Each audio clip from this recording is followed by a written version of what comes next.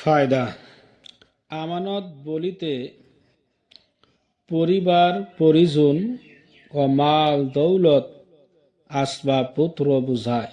কেননা এইসব বস্তু আল্লাহ তাআলার পক্ষ হইতে বান্দাদের নিকট আমানত স্বরূপ রাখা হইয়াছে।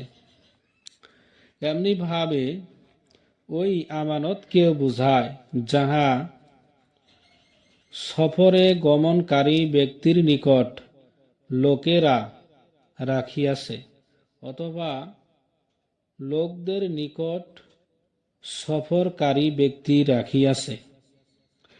এই সংক্ষিপ্ত বাক্যের মধ্যে কেমন ব্যাপক অর্থ বা ধক দোয়া করা হইয়াছে যে আল্লাহ তাআলা তোমাদের দ্বীনের পরিবার পরিজনের মাল দৌলত হেফাজত করুন এবং তোমাদের মালের পরিমাণও উত্তম করুন। হযরত আলী রাদিয়াল্লাহু তাআলা আনহু ইবনে রাজিয়াহ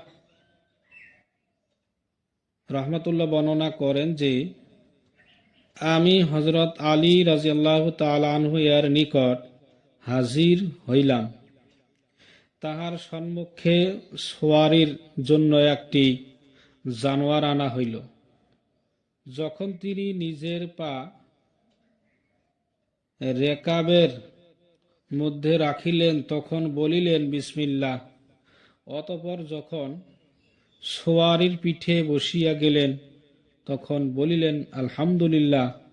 অতঃপর বলিলেন সুবহানাল্লাযী সাখখারা লানা হাযা ওয়া মা কুন্না লাহু মুকরিনিন ওয়া ইন্না ইলা রাব্বিনা লামুনকালিবুন।